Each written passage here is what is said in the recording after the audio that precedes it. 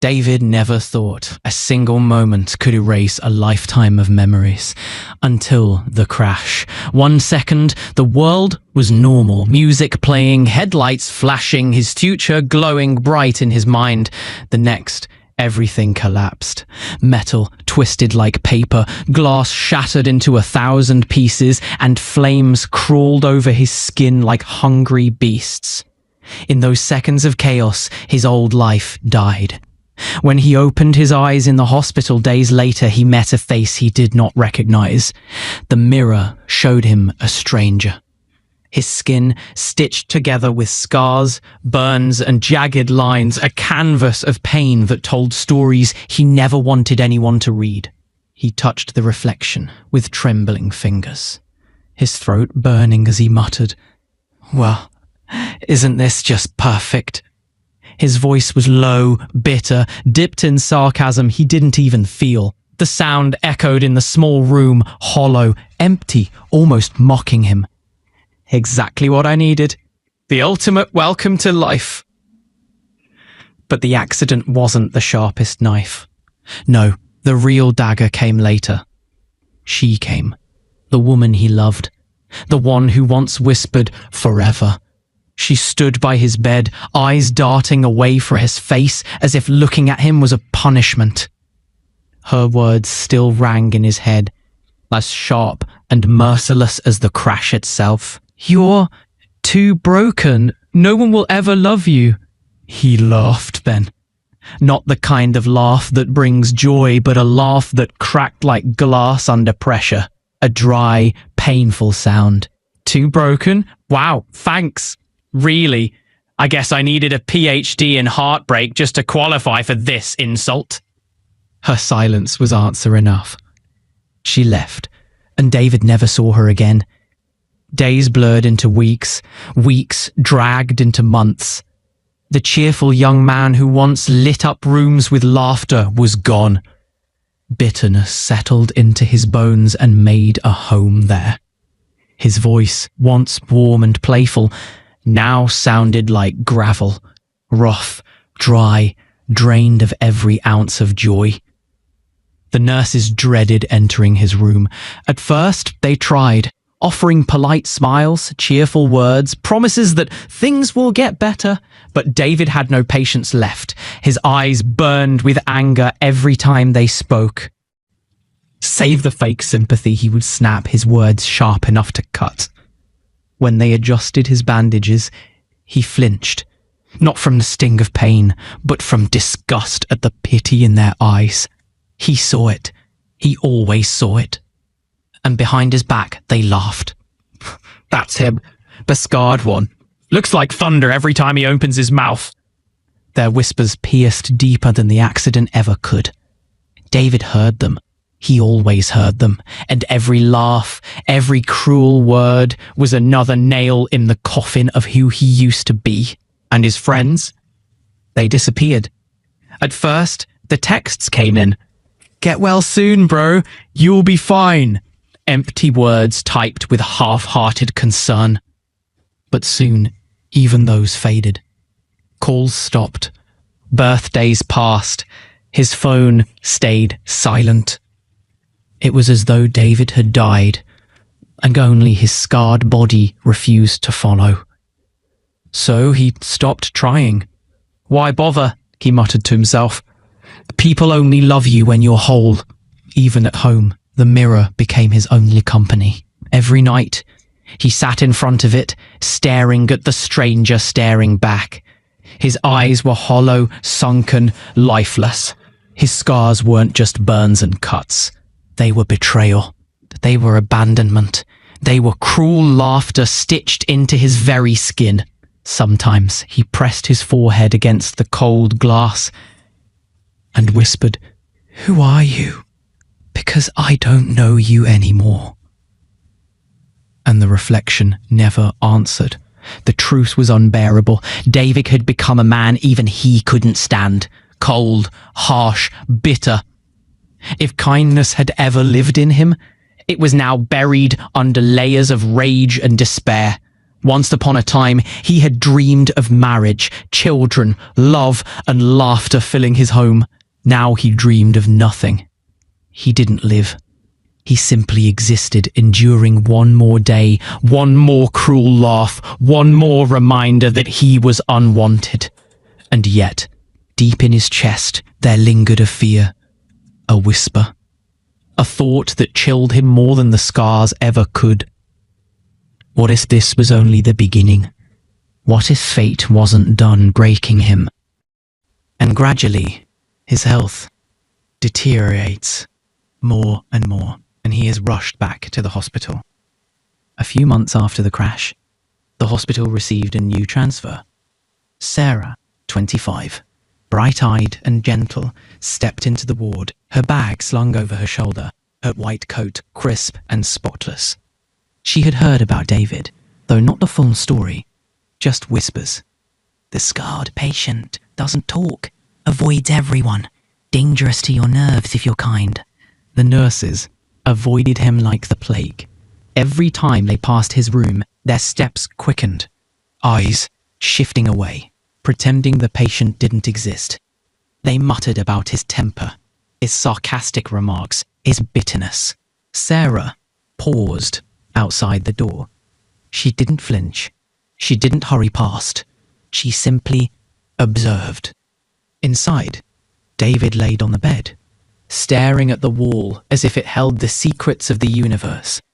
His scars caught the harsh fluorescent lights, making him look even more isolated, more untouchable. When he noticed Sarah watching, his brow furrowed, lips curling into the smallest hint at scorn. Well, what do we have here? He muttered to himself, voice low, bitter. Another angel come to play nurse. Great, just what I needed. Sarah stepped in quietly, careful not to startle him. Hi, I'm Sarah, she said softly, offering her hand. Her smile wasn't forced. It didn't try to charm. It just existed. Warm, calm, steady. David's eyes narrowed. He didn't move. He didn't shake her hand. Yeah, I know. Another nurse like the rest. Going to fake a smile, pity me, then leave. She noticed how the other nurses glanced nervously at him, avoided eye contact, hurried past the room like he carried a contagious illness, and yet she didn't turn away.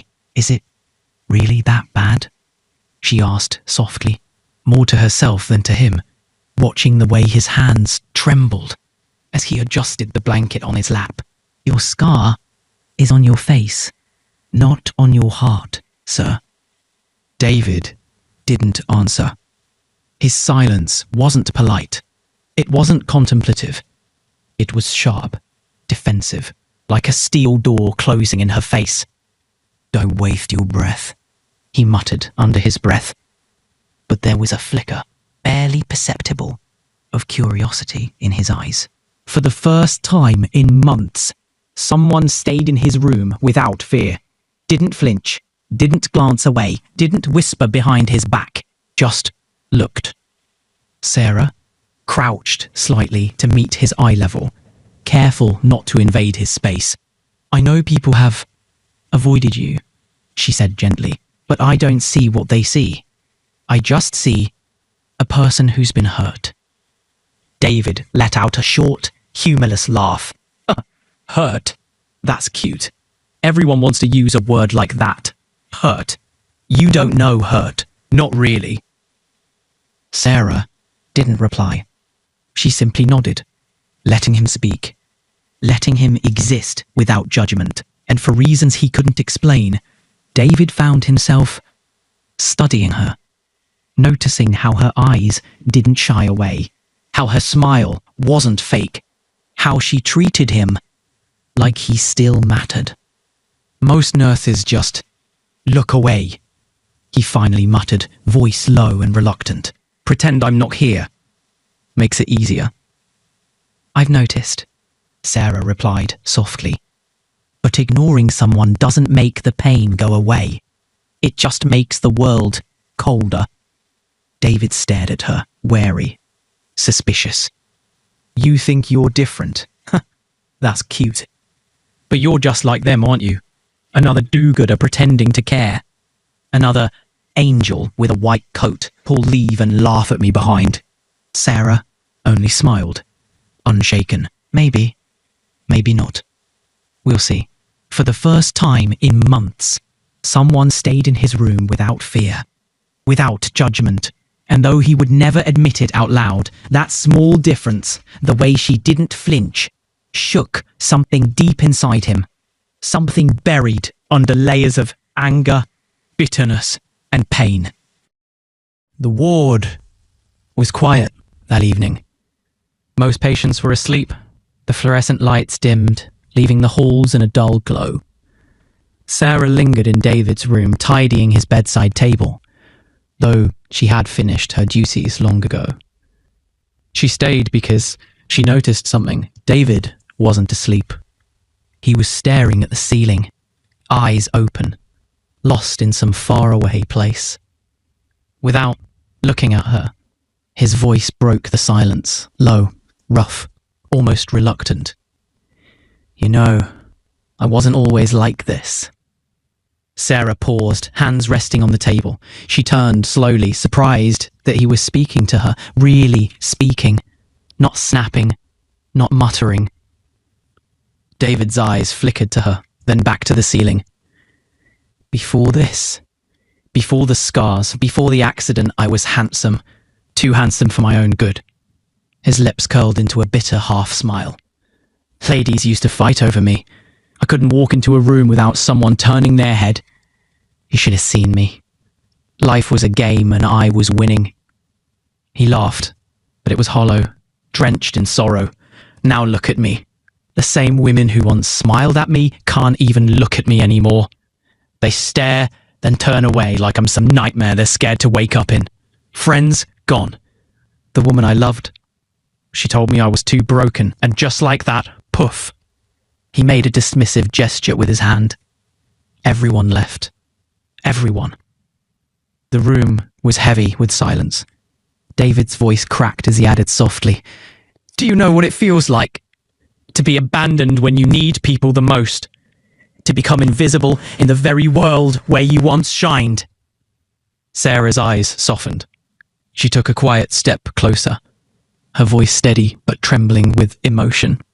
"Yes," she whispered. David's brow furrowed. He turned to face her fully, his expression skeptical. "What could you possibly know about this kind of hurt?" She inhaled deeply, her chest rising as if she were gathering courage. Then she sat down in the chair beside his bed, folding her hands in her lap.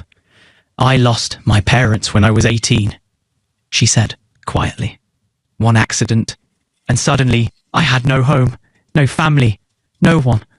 Life didn't wait for me to grieve. It slapped me, mocked me, and dared me to survive. I worked jobs that broke my back, ate food that barely kept me alive, and slept in places I wouldn't even call safe. But I survived. Yes, I did. And that survival came with scars too.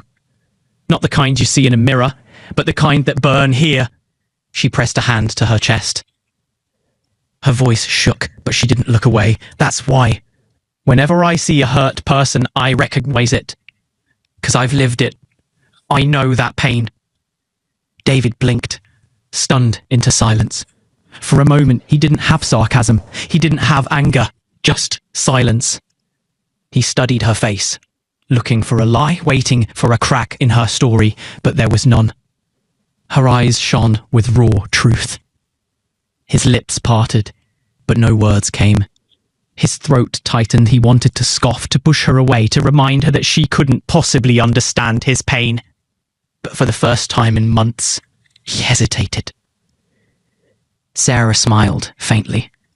Not a smile of pity, but of quiet strength.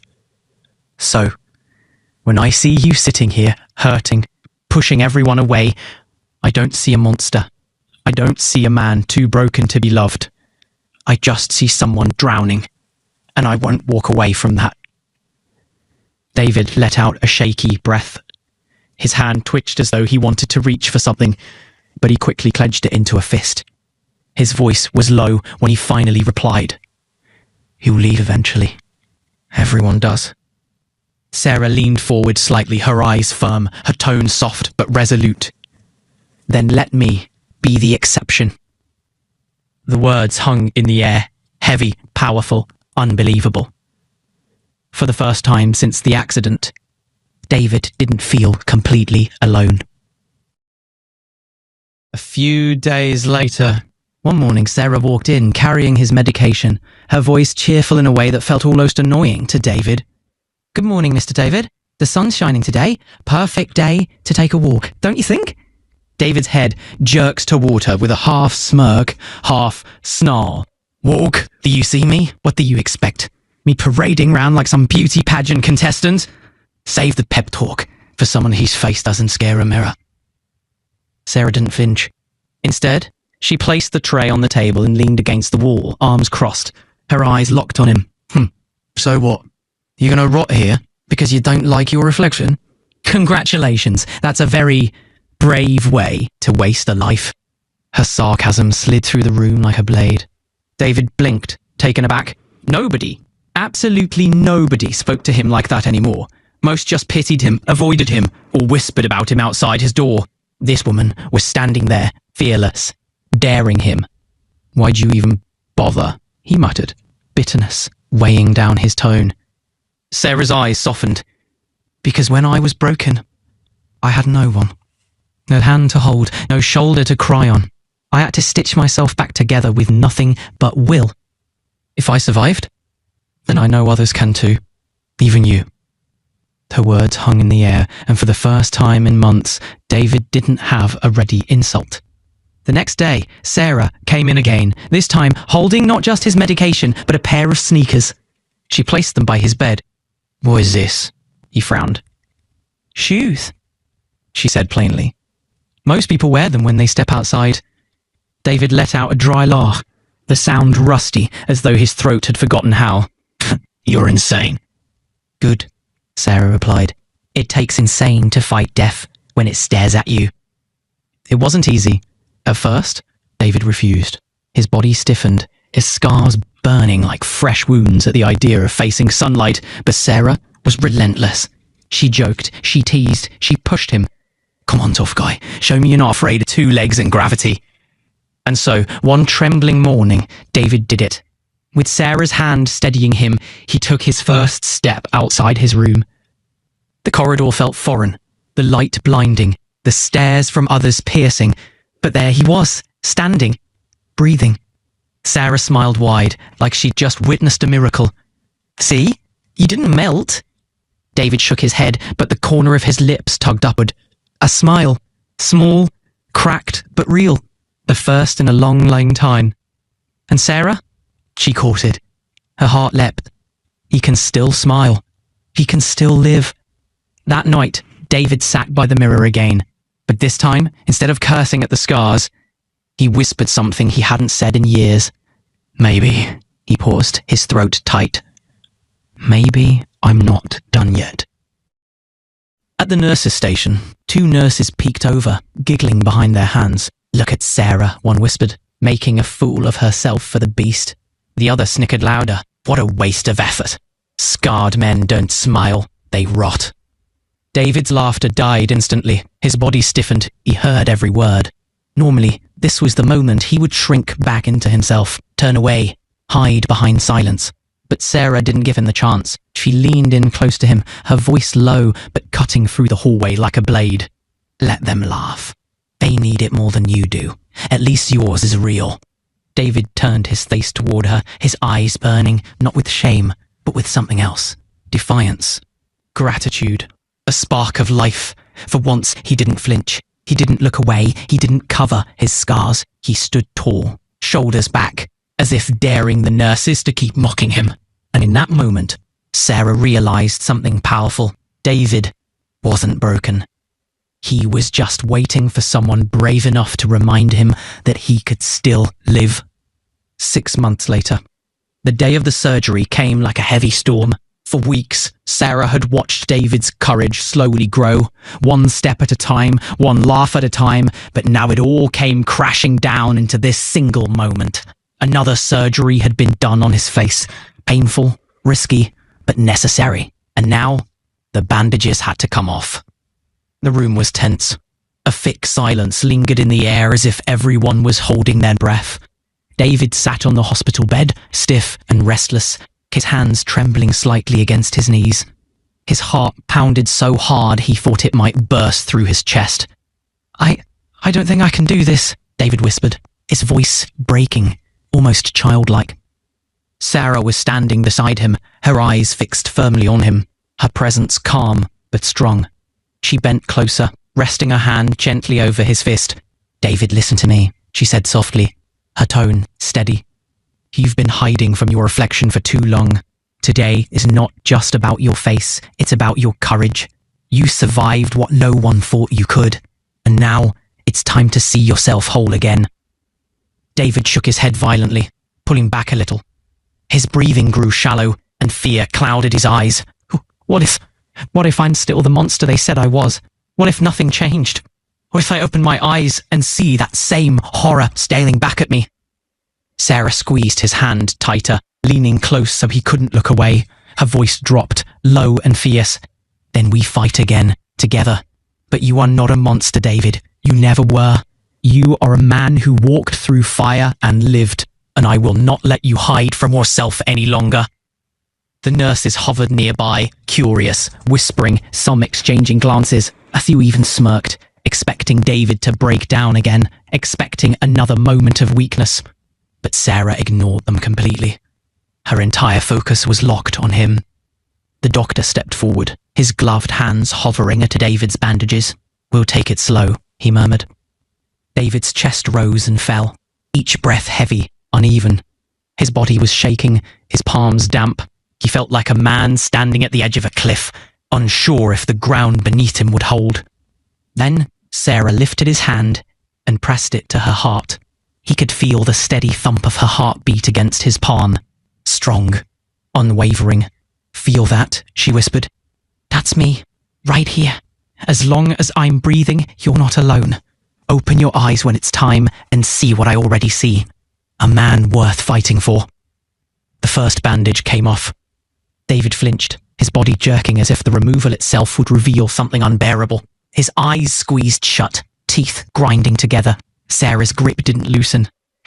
"Breathe, David," she urged. "Just breathe with me." Second bandage.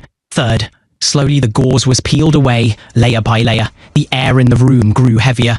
Nurses leaned in, whispering, their curiosity thick with judgment. Some expected scars that would scare some secretly hoped for a spectacle. Finally, the last strip of bandage slid free. The doctor gave a soft nod, stepping back. "It's done." Sarah's hand tightened over David's.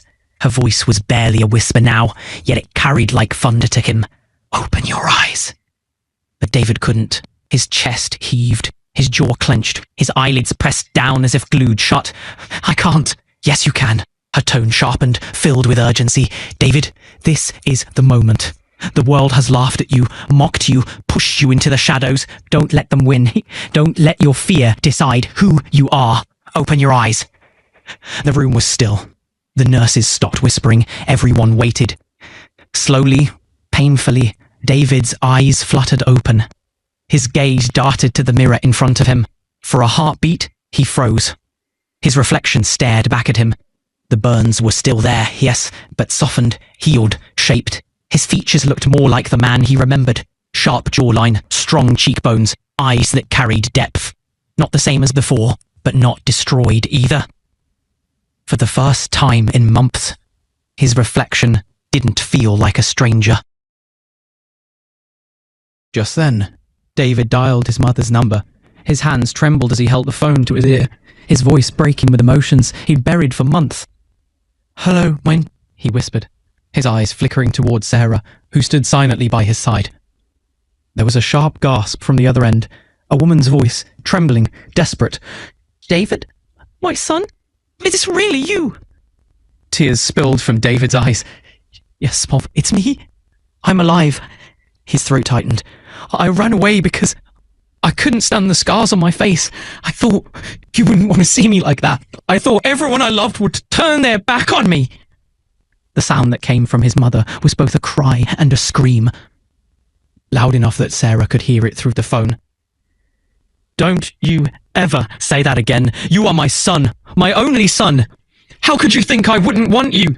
Oh, David, you've been gone for so long. Every day I prayed to see you again. Where are you right now? Tell me." David swallowed hard, his voice cracking.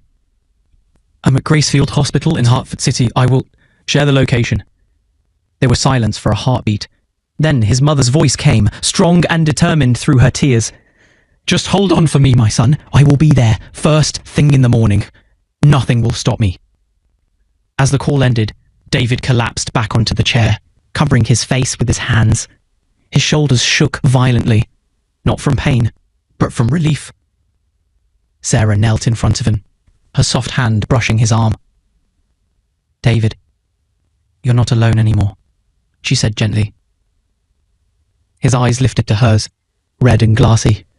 "Sarah, I don't know what tomorrow will bring. I don't know how my mom will react when she sees me. What if—" "Stop," Sarah interrupted firmly, pressing her finger against his lips. "You've already seen what happened when you looked in the mirror. You're healed. You're whole. Tomorrow, your mother won't just see her son. She'll see the miracle she's been praying for." David drew in a shaky breath. He had faced surgery, loneliness, shame, but this?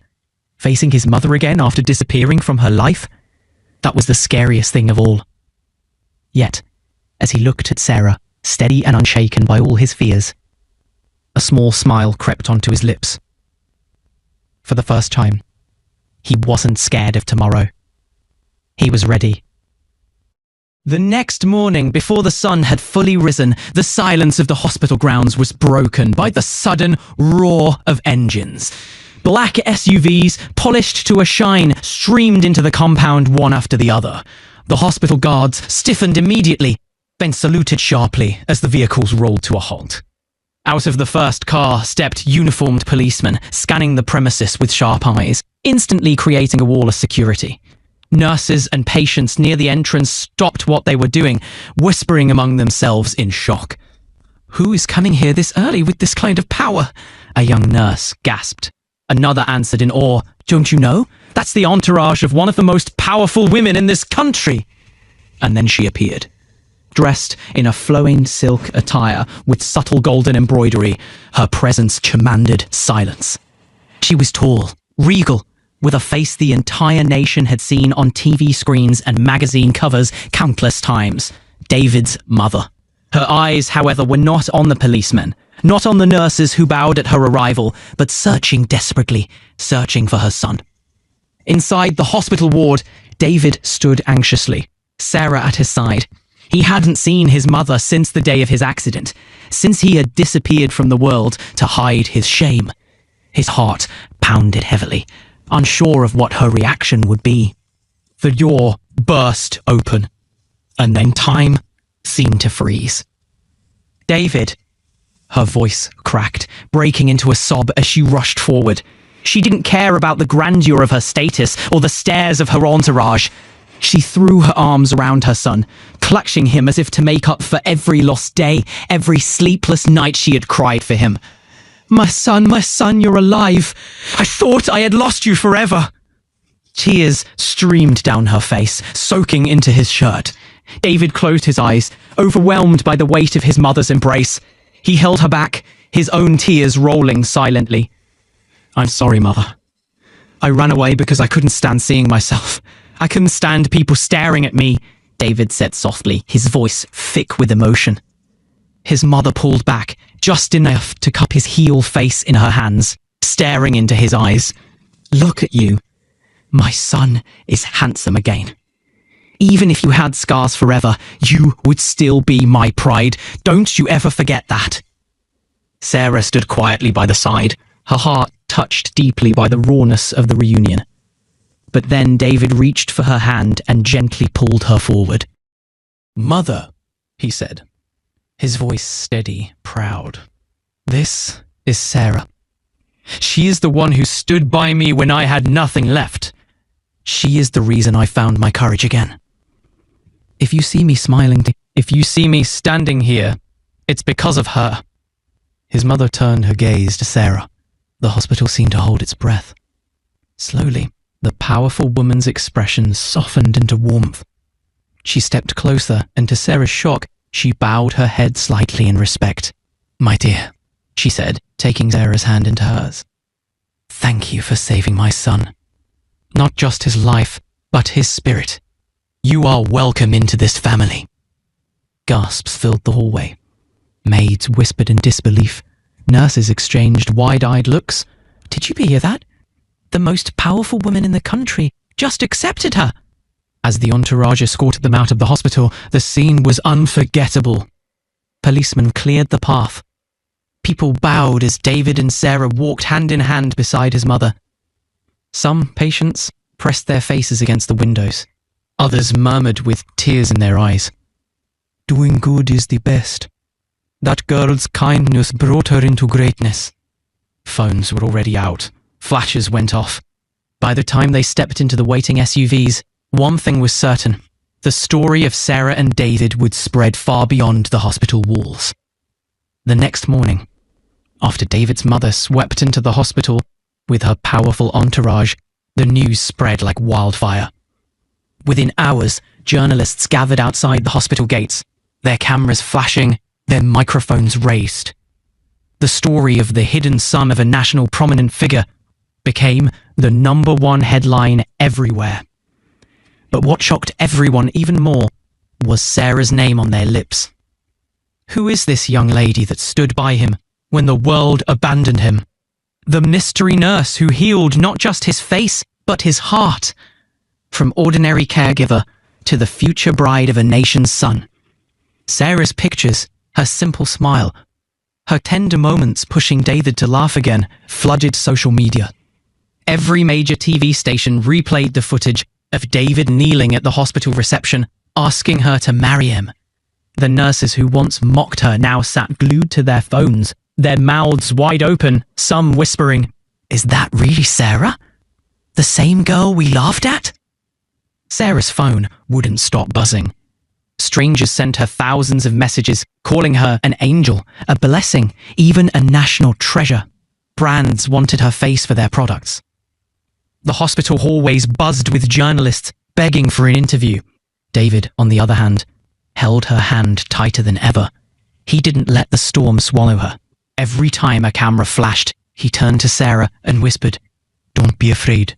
You are mine, and I'll protect you." And then came the biggest twist, the wedding announcement. David's mother, who was both powerful and deeply moved by Sarah's loyalty, stood before the press and declared, "My son almost lost himself. But this young woman, this Sarah, gave him life again. I do not just accept her, I bless her to be my daughter." The country erupted. Sarah, the once ordinary nurse mocked by her colleague, was suddenly the most celebrated woman in the nation. Magazines called her the woman who restored a billionaire's son. Songs were composed about her. Poets praised her loyalty. The wedding was a spectacle like no other. Dignitaries, politicians, celebrities, and foreign guests filled the grand hall. Cameras flashed like lightning as Sarah walked down the aisle in a breathtaking gown, her eyes glistening with tears of joy. David stood at the altar, his face fully healed, his heart bursting with love. When he said, "I do," the nation held its breath.